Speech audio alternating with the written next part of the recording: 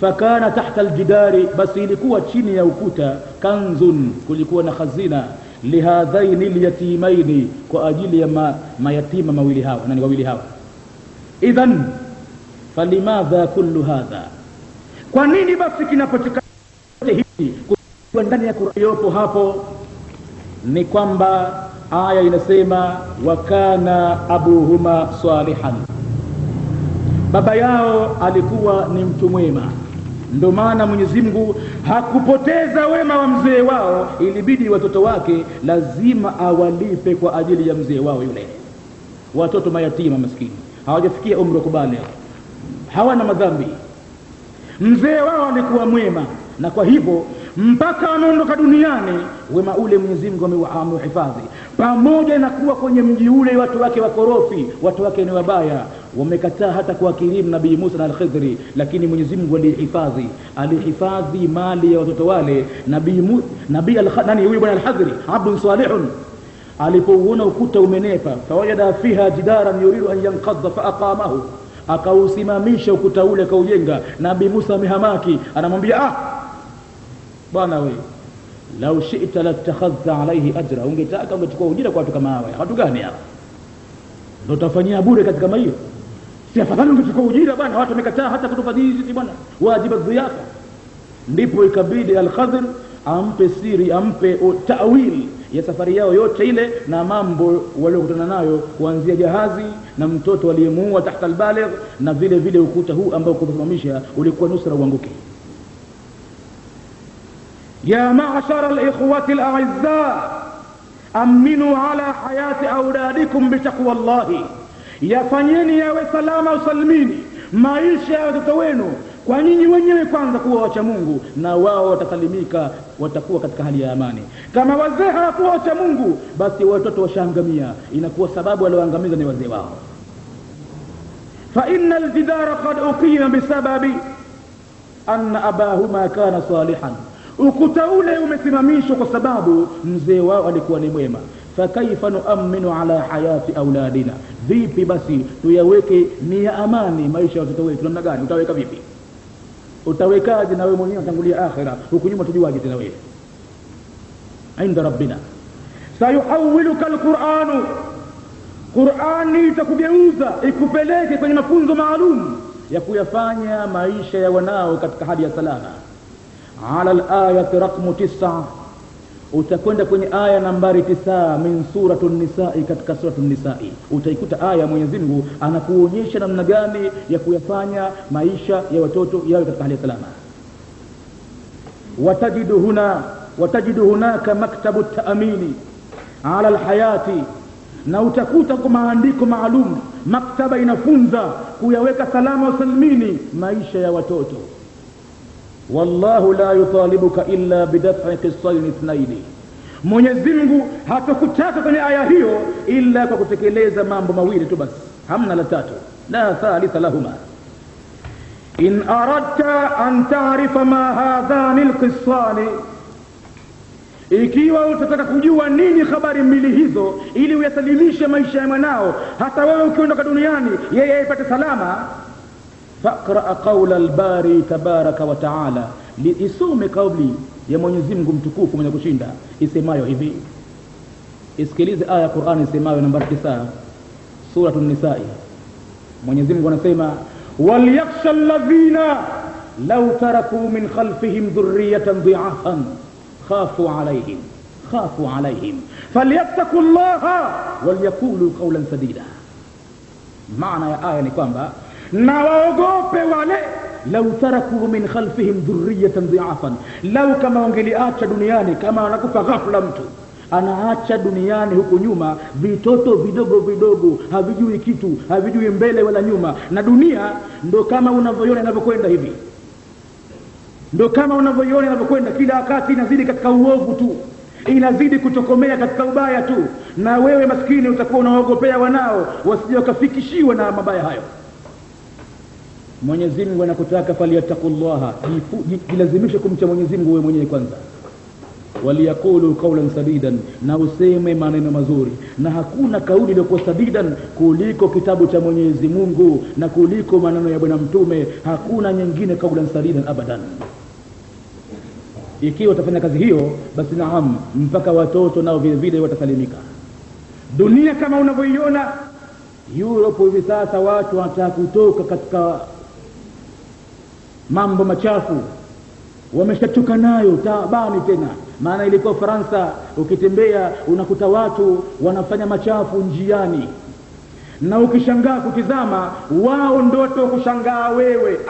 Huyu mpumbavu gani, anatoka wapi huyu? Anastaajabu nini? Wapi anatoka huyu? Anakushangaa, unaona watu njiani wanafanya machafu bila kujali chochote. Wao hivi sasa hivi wamekushaona kwamba upuuzi gani wanatoka katika hilo, na watu wanatabiri Islamic State ya kweli kweli huenda ikaanzia Europe, kama katika nchi za France na kwingineko.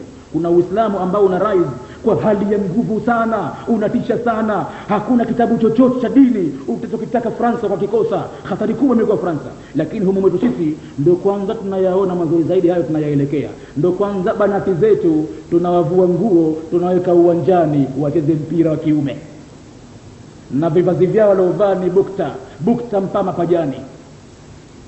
Ndio kwanza tunaona ustaarabu hivi sasa. Ndio kwanza nakuja watu wa culture ya Kiislamu wanaivuruga makusudi hasa. Maana Uislamu umeshaonekana bwana, kwa kutumia ilmu abadan hawawezi Waislamu tena wakapotolewa. Wamefundishwa na mwenyewe Mwenyezi Mungu, mjuzi wa ghaibu.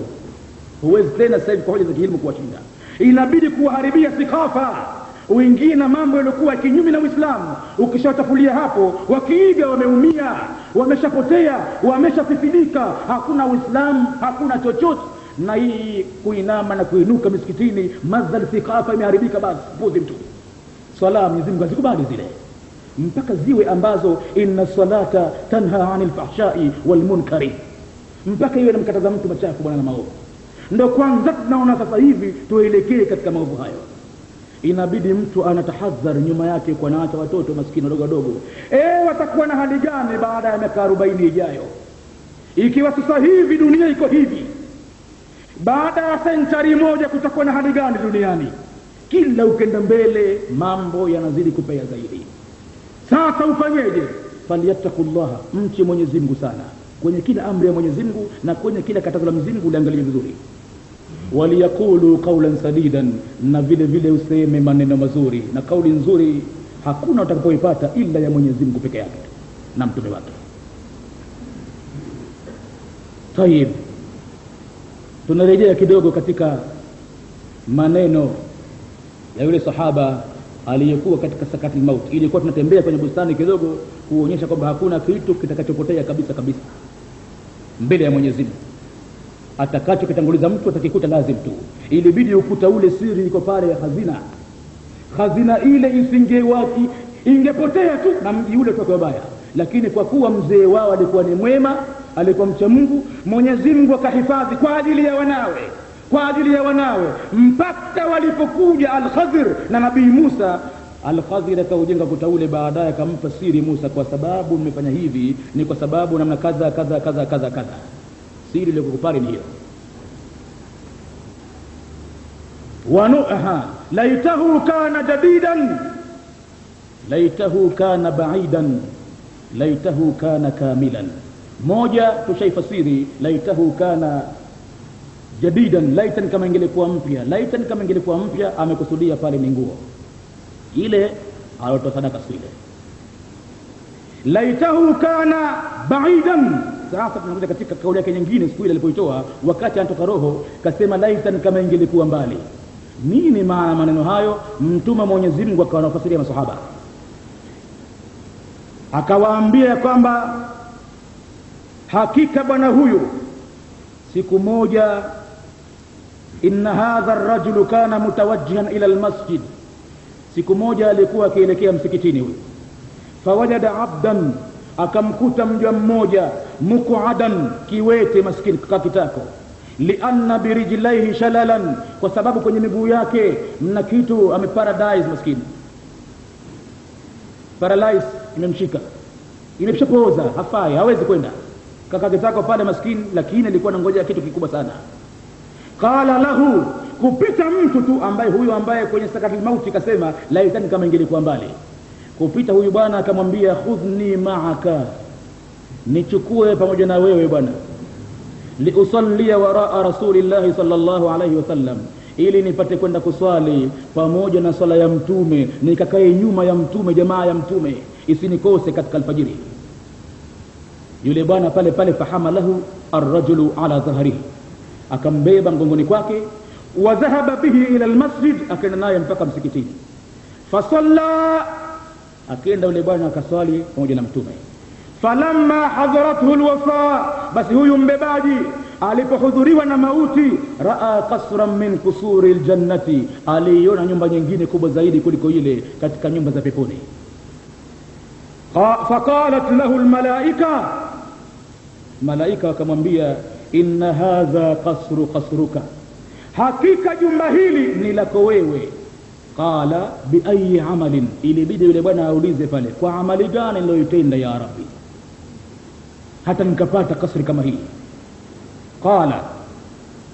Qalu, malaika kamjibu, liannaka hamalta muqadan liyusalli bil masjid, kwa sababu wewe siku moja ulimchukua kiwete ili ende kaswali msikitini pamoja na mtume. Faqala, hapo ndipo ilipomtoka kauli katika sakratul maut, akasema laita almasjid, laiti kama ule msikiti kana baidan, ungelikuwa mbali.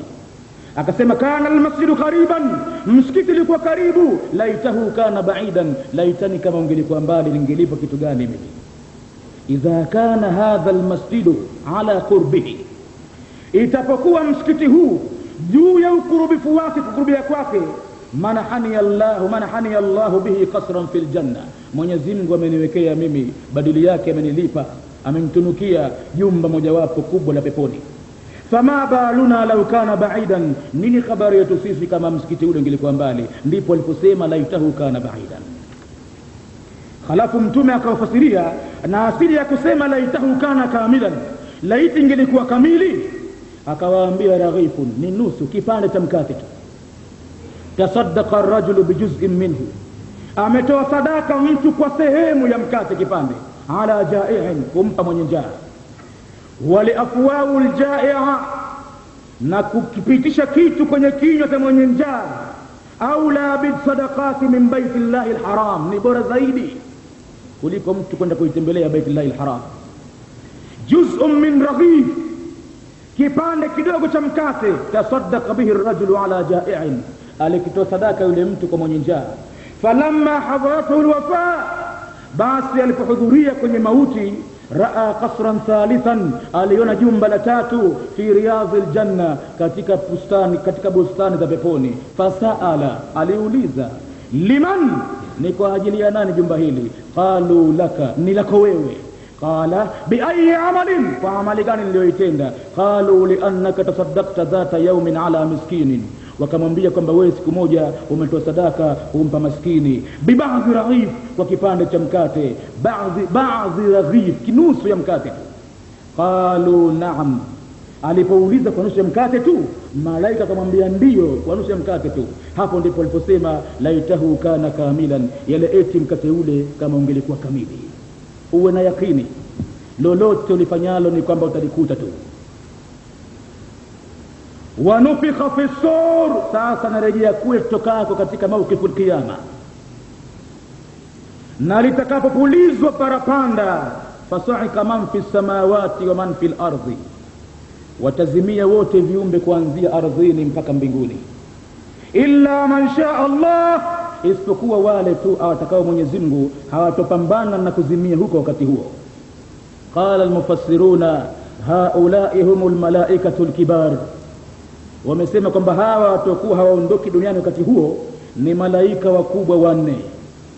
La yas'aquna walakinnahum sayamutun, hawatopambana na saika ya wakati huo, lakini wao watakufa baadaye. Jibril wa Mikail wa Israfil wa malakul maut, baada nafkhati al-ula, baada ya kupulizwa alama ya hatari ya kumalizika viumbe wote, kullu al-khalaiq tafna, viumbe vyote watapotea. Wa baada dhalika, na baada ya hapo, yakulu Allahu li malakil maut, Mwenyezi Mungu atasema kumwambia malaika wa mauti, iqbidh ruha Jibril, anza kukabidhi roho ya Jibril hivi sasa.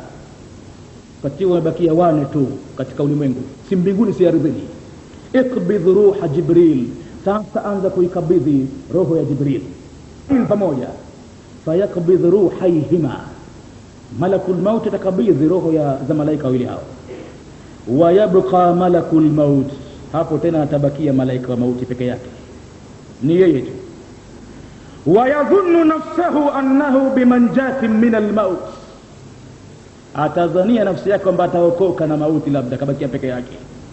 Fahuwa alladhi yaqbidhu alarwah, kwa sababu yeye ndiye mwenye kukabidhi roho. Famani alladhi sayaqbidhu ruhahu huwa, basi nani atakayekabidhi roho yake yeye tena nafsi yake? Wa inda idhin yaqulu lahu Allah, na hapo ndipo Mwenyezi Mungu atakamwambia mut ya malakal maut, kufa na ewe malaku mauti vile vile kufa. Wa indama yash'uru malakul maut bi alami sakarati, na wakati atakapohisi malaika wa mauti uchungu wa sakaratil mauti, yakulu li rabbil izza, atasema kumwambia Mola mwenye kushinda, lau kuntu a'lamu anna al-mauta marirun hakadha, lau kama mimi ningekuwa najua mauti yanapita namna kama hivi, ma qabadtu ruha ahadin min khalqik, afadhali msingekabidhi roho yoyote miongoni mwa viumbe wako mzima. Ewe malaika wa mauti. Wa yamutu malakul maut, atakufa pia malaika wa mauti. Wa tabqa dunya hakadha fanaan, dunia itabakia kama hivyo tupu, imemalizika.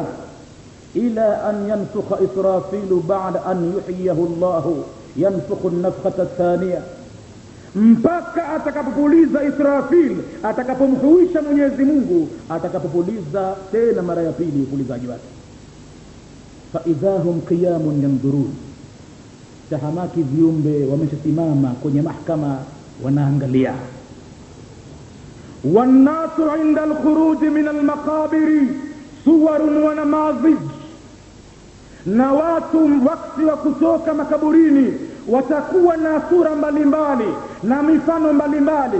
Kila mtu atatoka kaburini pake kwa mujibu wa kitendo alichoondokea duniani. Naam, vile alivyofia ndivyo atakavyoondoka kaburini, ushahidi kamili. Wannasu inda al-khuruj min al-maqabiri suwarun wa namazij, فمن الناس من يخرج من قبره والدخان يتخلل فمه وأنفه, kuna miongoni mwa watu atakayetoka kaburini mwake moshi unapita ukipenya katika tundu zake za pua na midomo yake, joshi limemwandama. Na moshi kama unavyojua mara unakupalia kidogo tu, huwa kwa dunia tu basi, moto tu unawaka, basi moshi wake tu unakupalia, pumzi zinakupaa. Nikwambie huo ni moshi wa adhabu hasa, unamuadhibu. Moshi utakuwa unapenya kwenye tundu zake za pua na midomo. Yunadi almunadi, hapo atatangaza mtangazaji aseme, haulai akalatu amwali liyatama, hawa ndio wale waliokula mali za mayatima, hivi ndivyo watamlipwa. Wa minan nasi man yakhruju min qabrihi wa batnuhu asqalu min aljibal, na kuna watu wako watotoka makaburini mwao na matumbo yao makubwa zaidi, mazito kuliko jabali lolote ulijua wewe. Tafuta mlima wa Uhud, tafuta mlima wa Kilimanjaro ulinganishe, tafuta mlima wa Rwenzori, tafuta mlima wowote, basi tumbo lake ni kubwa zaidi. Yunadi almunadi, hapo atalingana mlinganiaji, haula yakalatu riba, hawa ndio waliokuwa kila riba, hivi ndivyo watakapotoka makaburini mwao. Wa minan nasi man yakhruju min qabrihi yakhmishu wajhahu bi anfari min nuhas, na kuna watu watotoka makaburini mwao wanajiparura kwa makucha ya shaba nyusoni mwao, mwili mzima mtu anajichuna makucha ya shaba kwa nguvu zake zote, anatoa kila kitu. Haulai alladhina yatakallamuna fi awazi alibad, mtangazaji aseme hawa ndio waliokuwa wakisema mambo ya watu, wakisengenya watu, wameingia yasiyowahusu. Wa minan nasi man yakhruju, na kuna mwingine atakayetoka kaburini pake, waqad yadha yadahu ala ra'sihi, hakika ameweka mkono wake mmoja juu ya kichwa chake, masikan birajulin akhara, huku amemkamata mtu mwingine. Wayakulu rabbi is'alhu fima qatalani, na huku anamwambia Mwenyezi Mungu, Mola wangu muulize huyu bwana kwa kosa gani kaniua mimi, kaniua duniani huyu. Leo Mwenyezi Mungu nilipie, leo Mwenyezi Mungu niulizie, fima qatalani, huyu ameniua kwa tendo gani ndio litenda, kwa sababu gani, mmemdhulumu nini mimi huyo. Rabbi is'alhu fima qatalani, alqatilu ya'khudhu biyadi alqatil, aliyeuawa ameukamata mkono aliyemuua, na mkono wa pili ameshika kichwa chake kilichokatwa. Wayakulu ya rabbi is'alhu fima qatalani, na huko anaambia Mola wake muulize kwa nini kaniua mimi. Wa minan nasi man yakhruju yawm alqiyamati sakran, na kuna watu watatoka siku ya kiyama wameshalewa chopi. Yamutu sakran, mtu kafanao, amekufa huku amelewa.